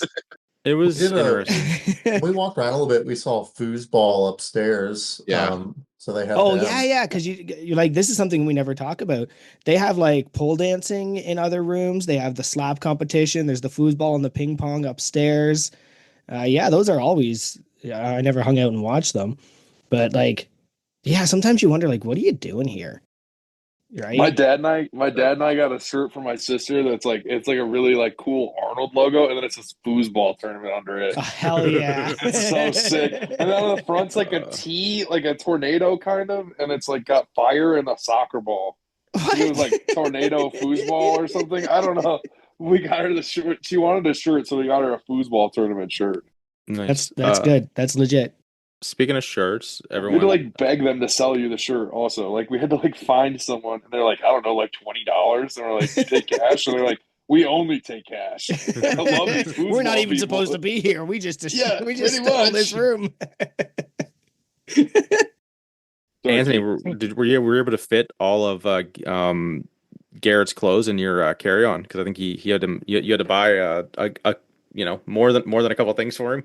Yep, like normal, Garrett put in a big order. You know, he's known for just having these massive orders, and it was no different at the Arnold and good deals, you know, with the shirts and everything. And so I said, yeah, I'd be willing to pick up some for you. And so yeah, everything fit in my carry-on, but it was definitely snug. Everything was my personal item was packed. Oh, we should do a little sticker talk. Obviously, anyone listening, the other podcast will probably touch base on it, but from our perspective, obviously, they had literally thousands of stickers they were going to give away. They were told not to, that they're going to get a small fine. And then later in the day, they were told, like, really don't, we'll fucking ding you $200 a piece. So then they didn't give out stickers at all to anyone except like real, like if they didn't recognize you that you were crew and they knew you, like you did not get a sticker. So they probably only gave out a couple hundred. I'd be lucky if they gave out 100 stickers that weekend. So I think Tanner said he's going to literally give them out for like the next few months until they're gone. So that sucks. I mean, worst case, you're out a few $100 on stickers probably, but that was just the whole thing was funny. And I think he had like, you got first name basis now with basically like the number 2 at the Arnold. No pun intended. These are hilarious, but if I see them stickered around the venue, I'll charge you $200 removal fee for every single one. Yeah, that would have been. Well, I won't do that then. And that would have been enough to like, if someone gave Tanner a $3,000 bill, he just wouldn't go to the Arnold again. I think they just wouldn't pay it at that point and just be like, nah, spite, fuck you, kind of thing. Yeah, I agree. But I enjoyed the new shirts I got. Oh, so I'm in the color comfort now for the first time. I missed the first. I was a late adopter because change is wrong. So, but yeah, the color comforts. I've got 3 of them now. Love them all. Fit great. They all fit slightly different from each other. They are not the same shirt, same blank my ass, but they fit a bigger person much better. Yeah, I agree. I'm not even a bigger person, and yeah, I agree. I like was not going to buy any more Massonomics t-shirts, just the way they fit me, big 400-pound person. And then they came out with those, and I bought almost every one since they've came out. All right. Anyway, I think we'll get into Katie here in a minute. Let's go around the table, make sure everyone's got their piece said. Yep. Anybody else? Hogan, you good? Oh, Any last minute stories? yeah, I had one more thing because we Yeah. got to try both the Pancake House and the original Pancake House, and so that was a good adventure. The original Pancake House in Columbus, twice as expensive, twice as bougie, and it's good, but oh my gosh, the Sioux Fall ones was much more Yeah, it a was great time. it was definitely a letdown in comparison to Sioux Falls. It was still great food, but I did not expect to pay that much money compared to what I paid for it in Sioux Falls. And then the menu is completely different too. Like they didn't have like the staple 5 egg omelet for like $11. It was get a fucking 2 egg omelet for like $24. It wasn't that bad, but it was still pretty bad. You still got your syrup and butter. It's just a much smaller Jesus portion, Christ, but it's fucking like 3 days in a row. 3 years. Yeah, it was. Did But they have chicken parm? I don't know. I don't eat chicken parm anymore. The joke's not funny. It's dead now. So fuck you guys. Fuck all you guys. Nope. Doesn't exist. You can't kill that joke. I don't eat chicken parm anymore. It's erased from my palate. That's not a thing that's consumed anymore. A Friday before I competed with the Olive Garden, got the chicken parm. Oh, Hell boy. yeah, brother. Good for you. Olive Garden chicken parm's not bad, actually. What did you think of the? I know Tyler, you did the Waffle House because we thought we were gonna have a little run in with you, but then we were like, all right, yeah, there's 3 locations. There's no way he's over here in like this suburb. No, yeah, I went to the east side of town. I thought it was good. It was a little overpriced, but very good. Yeah. My girlfriend or fiance is gluten free, and their entire menu could be made gluten free. So like that was a big selling point for that. Oh, nice, good deal. Because she normally it's hard to find breakfast food, especially like pancakes that's gluten free. Nice, Bryce. Anything else you wanted to hit on? All right, Bryce is shaking. Bryce is good. Go follow Bryce's YouTube channel. He's got all kinds of new shit. If you want to know anything about Bryce, he posts it. He posts everything except him taking a shit, I think, on YouTube nowadays. So you'll be able to keep up with Big Great. Bryce. Now and that's Big That's a coming. good Now that you put idea it out for there. content. Yeah. 1,000 subscribers. Make sure it's mic'd up too. Mic'd up. Mic'd up, dump. Well, speaking of his 69th subscriber, Antony, what you got in closing here before we hit the last couple rounds? Yeah, I had a good time meeting everyone. I think that was probably the highlight of the trip is just seeing a lot of crew, that we interact with on Discord and actually getting to see them in person, even if it was for just a little time. Tyler, I don't think I didn't get to run into you, unfortunately. Katie, I didn't run into you either.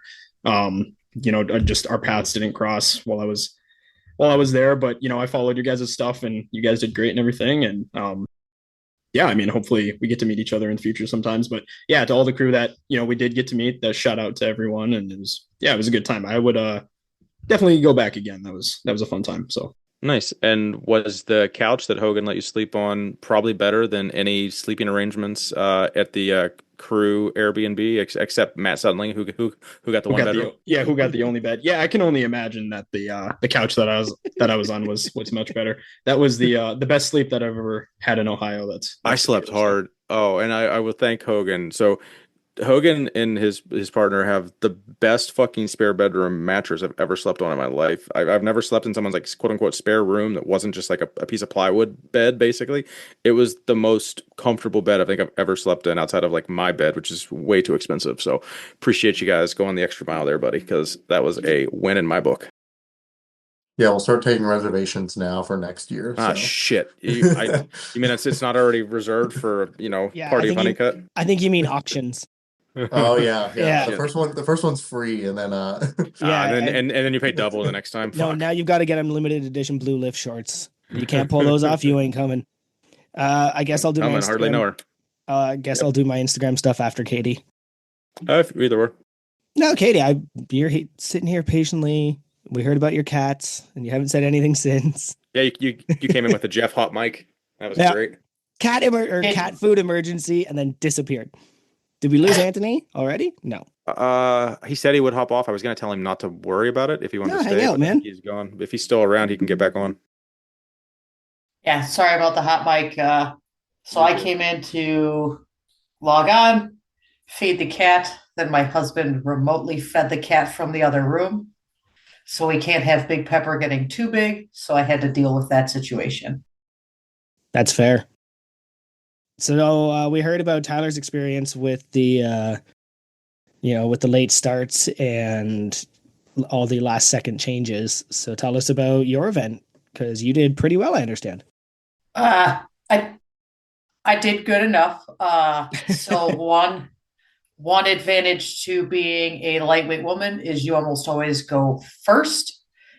So there was one class lighter than me, but they had the two lightweight women and then the two lightweight men classes. So we started on time as the first people to go, and they let us do all the events as originally planned. So I got to do 4 events and in the way I'd been training them. So real quick, max log was the first one. I got like a 140, and then I lifted the Slater log, which was 158 pounds empty. And then I kind of YOLO'd it and went for 178, which I've never hit before, and cleaned it twice, could not press it. Slater logs are awesome. Would really like to get one of those. Felt much easier to clean, which was kind of a surprise to me, but I wanted to lift the Slater log, so I accomplished that. It was like mid-pack on the log. Little confusion in the back about reordering, but they were doing the best they could. What was next? Oh, trap bar deadlift. So on the Kabuki trap bar, I went straight for the lightweight because my 138-pound self was not going to pick up a 440-pound trap bar. That's like my best possible kind of deadlift scenario, and that wasn't going to happen. A lot of the women in my class got it. I did 5 reps that counted. I did get a 6th rep, but like my brain shut off at the end and I dropped the bar, so it didn't count. So I've been saying I got 5 reps on the score sheet, 6 in my heart. I only expected to get like 3, so that was a pleasant surprise. Pretty happy with that. And I went to the Arnold and didn't get last on a deadlift event, which I expected to get last. So that worked out. Yoke. So I had a 440-pound yoke, and we actually ran it the 60 feet that was originally planned down and back. I made it 90 feet in the minute. I'd finished that run in training, so that was a little bit of a surprise. I picked up 440 pounds, and surprise, it felt heavy. The yokes seemed a little wider than what I'm used to, but yeah, Hogan and I were talking about us that a good bit. Like all the women had when you guys were going with a wide grip, it seems like your fucking shoulders were getting like hyperextended because it was so wide. And then I saw a couple of the competitors go with more like a squat, like literally put it where you'd like be squatting for hand placement. But then it almost seemed like it was swaying more that way. It didn't seem like there was a good. With your women being your class being your stature, it did look like you were at overall disadvantage because I can imagine that is a bigger yoke than what you have at your house. I think so. I don't know what the width is. It felt like it. I actually tried to switch grip on the way back to see if that would help, and it does. It swings so much more that, Thought so. like, I switched, I tried it, and then I just went back to the sides because that's how I've always done it, and just kept walking as far as I could with all that weight on my back. We were screaming. So that was a bit of a disappointment, but I still was not last. So that was still accomplishing my goals. Nice. And then the 4th event was sandbags. So we actually got to do all 5 bags, and they staggered them like the events were described. So I started with a 150-pound Husafel that was like 8 feet away. Then it was like 175, and it was 6. And then 200, which was another Husafel, then a 200 regular bag, and then a 225 Husafel. I got the first 4 bags. I hadn't touched one of those Husafel bags till they had them in the back. And then, they brought the sandbags out one by one for that event on a pallet jack because that made a lot of sense. It took them forever to set that event up. It was wild. Yeah. And like there was a lot of confusion in the back. Like we thought at first that it was going to be all your class. So all 4 lanes would have been one class. So you run around all the under 57s, then all of my class and the under 64s, then the men. And then like, nope, all of a sudden it was each class gets its own lane like the log. And then I guess that makes sense, right? Then they don't have to have as many sandbags. You can kind of stagger them, but they got that straightened out. So I was up, I think 2nd in that one. And I got 4 bags. I had the 225 Husafel up. I just like couldn't get high enough on my chest to get it over the bar, and I You were timed out with it like you were against fighting the that for a bar. while. You were fighting that for a good bit too, yeah. I couldn't remember. I was close. Did you pick it up like standard where it's V down, or did you tip it on its side? Because I saw people tipping on the side and they were having a bit better advantage on it. So I don't think that would have worked for me. So that Okay. the first two were small, and I'd never seen one of these bags till the back, and I kind of played around with it. So because of the shape of the Husafel, I can actually get my arms around it. Where otherwise, for like the regular sandbags, I did turn them on my side. I lift them so I can roll them up my chest because I can't always get my arms around a really packed bag. But those Husafels I could, and that allowed it to sit higher on my chest. So I actually picked them the normal way because if I turned them on the side, they're going to be heavy to one side and they're going to be wider, and I've got shorter arms. So I thought, moment of, that was my plan going in. I was going to turn them on the side. I'd seen people do that. I talked with a couple of people about it, but when I saw one, it was like, no, you can get your arms around it. It's going to be better because the first one I just got right up and could basically throw it over the bar. How did you like them? Like, did you like the bags? I mean, the ones that I, didn't weigh 225 pounds were fine. like I don't like bags that way that might much. be my like least favorite implement ever is that Husafel bag. Like I hate that bag. I guess I didn't mind it, but I mean, all sandbags kind of suck. Yes. Yeah.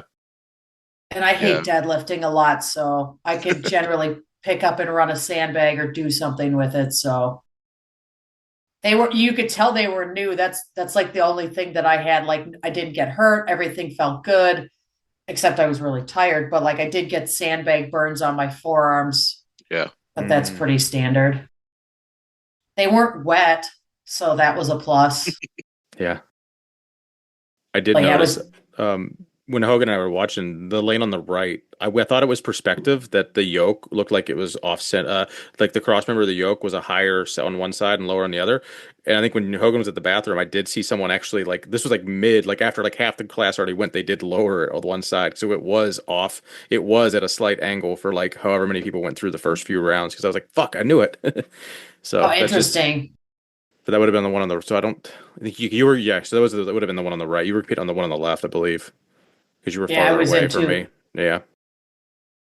Tyler, and Yeah. I heard, I don't know if you ever got confirmation. I heard they misloaded some of the men's deadlifts at one point, I don't know if it was the under 105s or something.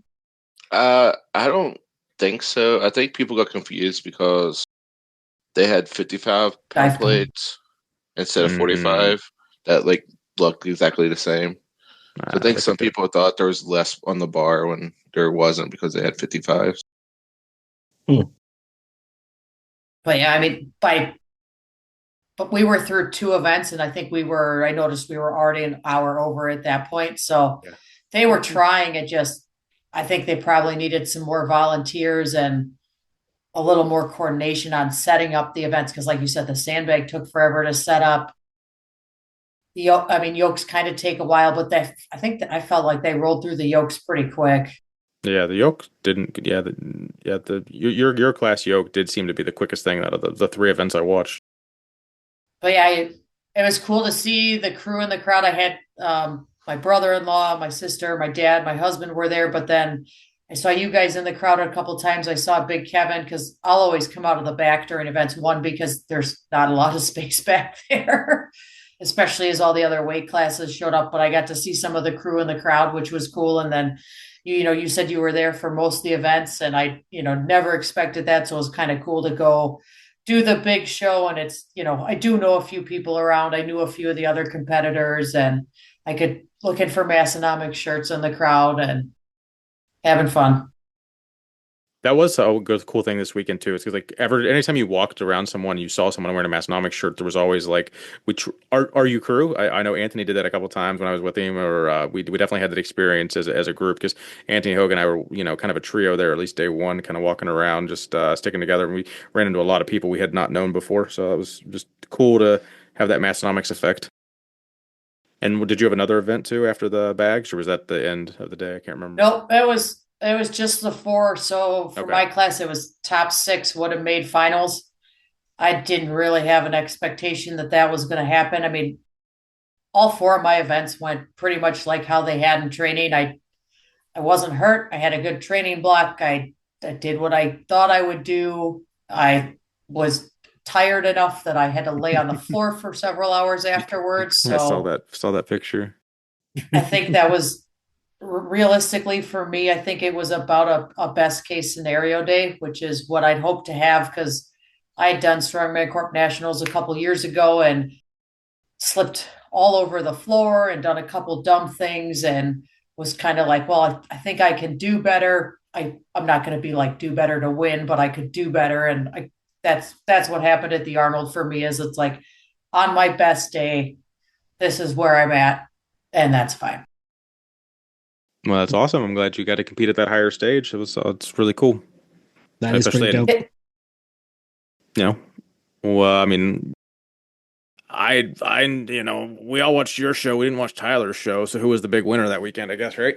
I don't know. That was No one watched Tyler's one show of my because they favorite kicked us parts out. was Kicked them out. Yep. I did. So we ended. I had Friday. We went to Pro Strongman after I weighed in, which was mostly to keep me sitting down. But then we walked around a little bit on Friday, and then we did go back Sunday because we had our Airbnb till we didn't drive home till Monday morning. So I was happy I got to see Big Tyler on Sunday in the crowd, watch him lift some really heavy kegs, which was cool. And then I got to see my class go before that. I got to do some of the meet the pro strongman stuff. I didn't have a cool lizard with me, but I did get a picture between Half Thor and Mitch Hooper, and we need I've that never picture. felt That'd be physically cool. smaller in my life. Yeah, throw that in the Discord. That's a winner. I don't think I've saw that one yet. Yeah, that would be very much you being you being dwarfed for sure. Right, like the picture of me next to Tyler is also a good size comparison of crew. Tyler's bigger than Mitch and fucking probably just shorter than Half Thor. Yeah, I mean, yeah. I don't know. It makes me feel small. I don't know if Tyler talked about the rules meeting, but I met Tyler at the rules meeting when we heard every question you could conceivably ask twice about a max log. The questions for max log took 20 minutes. Jeez, legit. Well, 20 minutes. Well, the fucking rules should be like you should have virtual rules the day before. Like it should especially on a show like that, you should be fucking like the bar should hit the floor. Like you should be lifting at like 8 a.m. no later. Like not starting at like 10 or 11 or something. We started at. I think a lot of that's controlled by the expo, right? Oh yeah, because they want it going on when you're there, but we were told. And now people did get there earlier, but like the original itinerary was 9 a.m. is the earliest you can get there. We started at 10. Okay. The rules meeting was the night before at 7 p.m. Okay.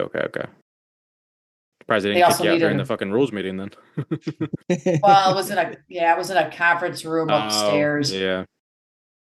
Well, I mean, hopefully they learned, whoever's putting it on, if they run it back next year, that, do a few things different possibly, and maybe don't have these huge expectations of all these extravagant things. Now, did the girls do the hoist that morning? So no one did the hoist at all. It was no, because Saturday was the firefighter finals, and I guess they spent like an hour setting it up, and then like right before the firefighters just go realize they set it up wrong. So they were hurt.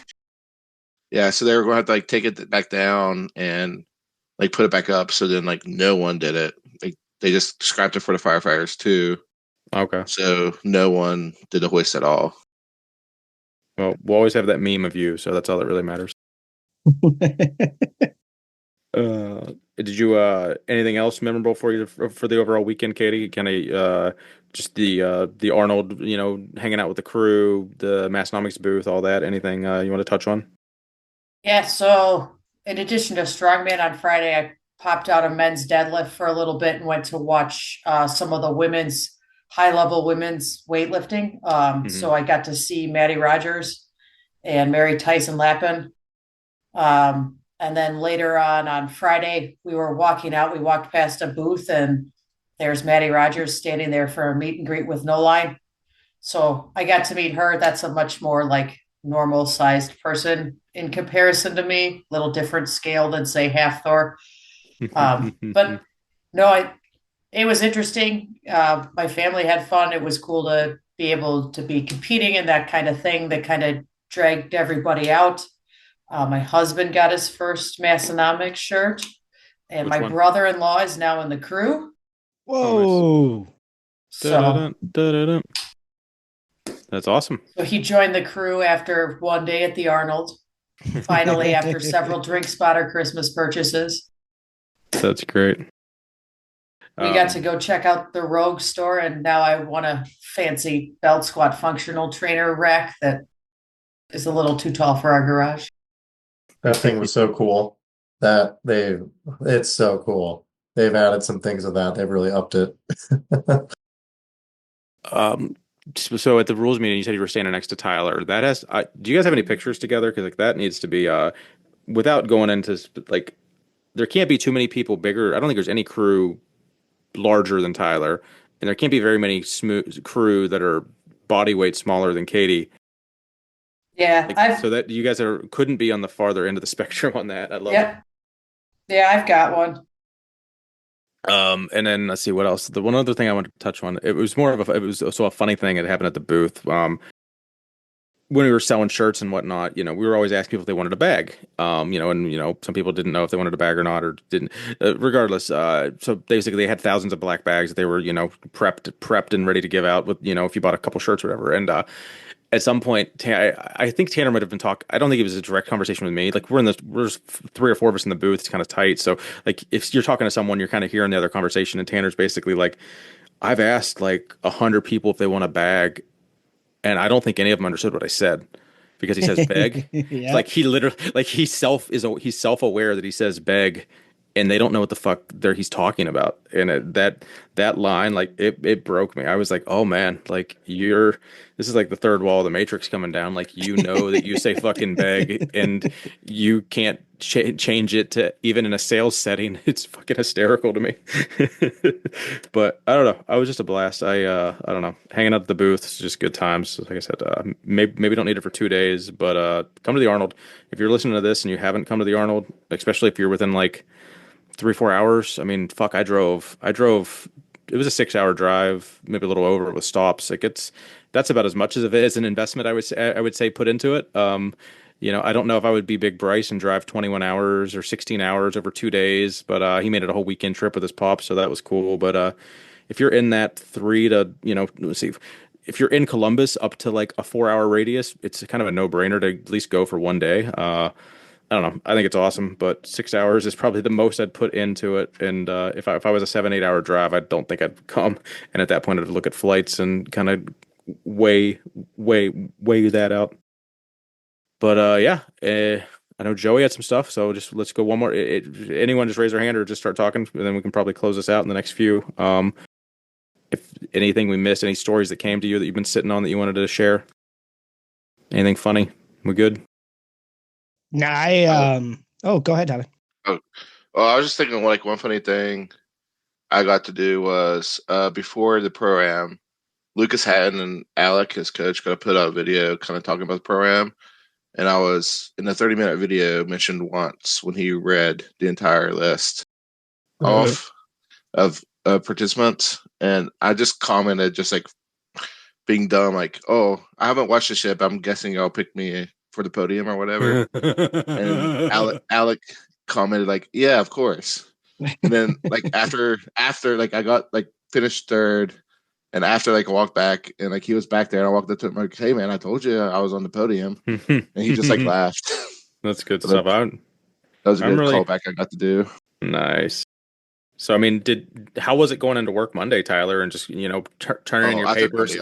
Well, no, okay. Well, I was setting you up for more as a joke of like, telling your boss, obviously you didn't quit your job because, you're pro day one as a pro strongman. I don't think you're paying your bills with that. You got a podium at some real big shows to make any money and whatnot. Yeah. But I mean, that's gotta be like, I don't know, what is the next step? Like, are you going to actually ballpark, how many pro strongmen are there? Like hundreds? Like several hundred, like 50, like how many pro strongmen do you think are active right now? Active right now? Well, Probably less than 100. okay. That's pretty fucking elite. Yeah. Well, literally like 5 minutes ago, my coach just texted me and said, we need to chat soon to figure out the rest of the year. So there you go. All right, man. Well, I'm not sure what's up next. We Well, have you a couple ideas, but nothing set in stone. well, you go do some really cool shit in the next 12 months, and we'll get you. You might be our first full repeat guest because I want to hear about all your strongman accolades that you accomplish in the next year or two. And with that, I think we'll let Joey close us out here. Yeah, since I didn't get to go, I decided, I don't know how many of you were paying attention. I had I had booked the weekend off and everything. I was in, some work meetings for the week, and then I went home, and I was just kind of like bummed that I wasn't there. So I made the idea, because if you guys remember Keith distinctly saying, I'm not there to make content, I'm on vacation. So I said, well, I'm going to go kind of crazy on the Instagram while he's gone. And that escalated in such a weird way. And I'll tell you how it started. I just started posting like myself and just like selfies of just like me doing stupid shit. And then somebody messaged and I responded, but they assumed they were talking to Keith. Well, yeah, it's a good assumption most of the time. But Well, yeah. no, it totally not is. that weekend. Yeah. So they were like, oh, check out this movie. And I was like, that movie was shit. And the guy was just like, I thought you said you liked it. And then Keith responded with, Keith here, by the way. That must have been Joey. I remember that. No, I did like that show. And then I was like, oh my God, people think I'm Keith. So that's when I started posting all of my pictures with the Keith head superimposed and saying stuff that Keith would never say. Ohio has the best chicken parm. Now that I've lifted in an Ohio gym, I admit that this is a way bigger state than New York, because yes, there is a Keith's head coming up on the screen, because for some reason, I just thought the Keith here, by the way, was so funny. And everybody just assumes I don't have anything to do with the Instagram. But I also assumed, it threw me off a couple times because I'm like, yeah, wait, I didn't respond to this, and I didn't fucking say that. What the shit? Yeah. But I thought if I kept making it very obvious that it was me, people would clue in. So with the Keith here, by the way, the picture with the face, and I got to admit, it became a little bit more about trolling Keith than it did about having fun on the Instagram. So he did reach out and he was like, you're kind of just like bothering me while I'm here. And I was like, all right, so I'll go a different direction with this.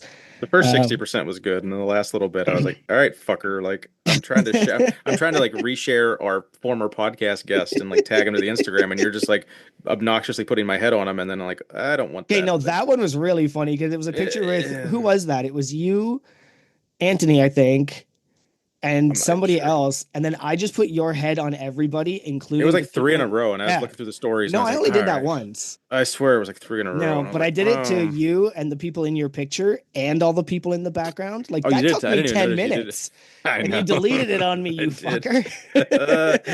I was.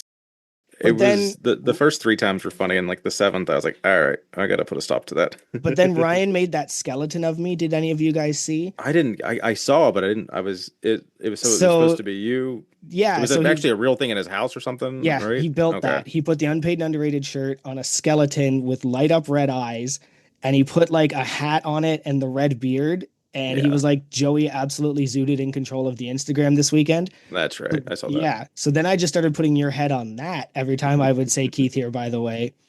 So it just was such a fun escalation of me being like, I'm not at the Arnold, but I'm still going to like engage the people that aren't either. So to keep everybody a little silly. And then I came up with the idea of us all looking sad because we're not at the Arnold, and that was a good one reel.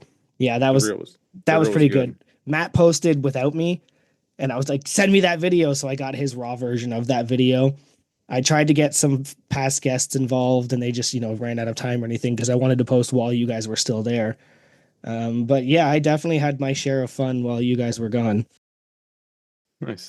So next time you see Keith here, by the way, on the Instagram, it's me.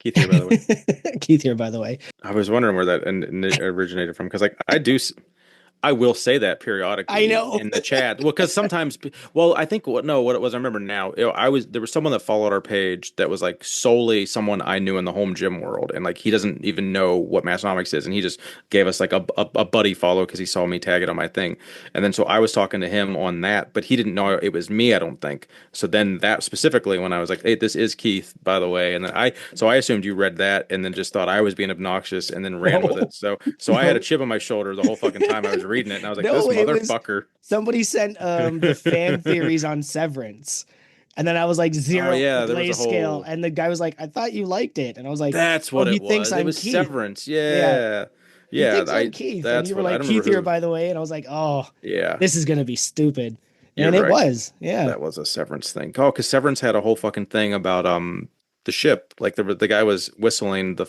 song. Edmund Fitzgerald. Yeah, and it was Yeah. like such a throwaway thing, and haven't actually gone down a rabbit hole to like see what that was about because Whoever writes Severance watches Massonomics. It can be the only way. I mean, of course, I mean we are I mean the sun does revolve around us. Yeah, you're all right. Anyway, Right. that's all I wanted to contribute. Well, that makes me feel less frustrated then, I guess. That was more good-hearted than it came across. It was like there's no way anybody believes this is actually him because it's me with Oh, I the know. head over just my face. Like my beard is clearly there. Like Joey here. I was trying to like think of something funny of just like just reverse Uno in it with Joey here, but I was like, I didn't hasn't come to me yet. What would actually be good? But yeah, that was the Arnold recap. Thank you for sticking around, everybody, for listening to this. Hopefully, it was a little more organized than the party cast. We tried. I know I had a handful of other crew that wanted to be on. Sorry, Nate. When I asked Nate GPT. What the fuck is it? I don't know. Nate AI. oh my god. Fuck, I cannot talk. Just go on. Just finish the bit and move on. Yep. We had too many people already as is, so as much as I wanted to get some of the other guys and gals that could lifted and competed and were there, we can't have 10 people on a podcast, so I'm glad everyone could make it tonight. I hope everyone had a blast. I had a good time. We can go around the room and just tell everybody where to find you real quick. Big Antony, where you at on the Instagram, bud? You can finally find me at Antony.Martinez14. I have finally posted since the last time I was a guest here. So I have a little bit more content now. So go check it out over there. Now, did it actually stay a post? Did it stay a post, or did you just move it over to Reel so it's still on your main wall? I had 2 videos that I submitted for the Drink Spotter contest. That's I moved right. one over because it was blocked. My audio was blocked for some reason, so technical difficulties. But my other one with Larry Legend, that one is on there, and that's the one that got me the runner-up. So them videos off the fucking chain, man. That was good. Yep. So go check it out. Antony.Martinez14. All right. Big Hogan, where are they going to follow you at, bud? You can find me on Instagram at World's Strongest Psychologist. Love it. Katie, where you at? I am NPZ underscore strongman for lifting content, or Moorhead_K for more than lifting content, which is mostly once more needs more. It's mostly pets and things we eat. Big Bryce, what's your YouTube they want you to go follow, bud? Perfect Little Sweeties Gym. L-I-L, not little. Lil. Oh, Keith here, by the way. Follow me on No Wine Cellar. If that works. Big Tyler, where you at, Chief? Yeah, Instagram's at Tyler Thompson 1991.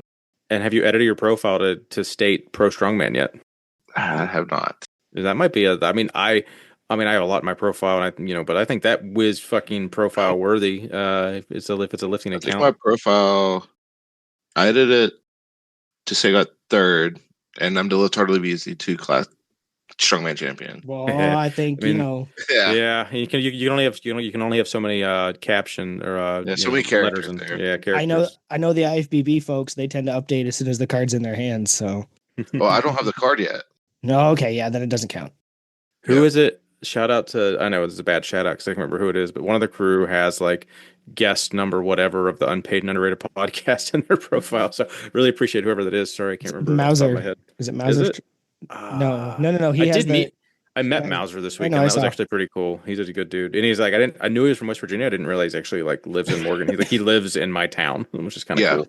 So I might have to go. I'm a very family oriented trip, but I might have to make an appearance at Mauser's gym. But no correction, Yeah, he has Mike. he passed the Massonomics Cool beans test or something. underrated, overrated. Yeah. Nice. The old version of our game. Yeah. The predecessor. Joey, where you at, buddy? Keith here, by the way. You can find me at Joey_Malesko, MLECZKO, on the Instagrams, or you can find me at the Unpaid and Underrated Podcast Instagram, making it look like it's Keith here, by the way. All right. We have a lot of affiliates, but we won't hit them with you this week. You know who they are. Go hit them up. Bryce already told you where to find me, so we'll see you next Tuesday.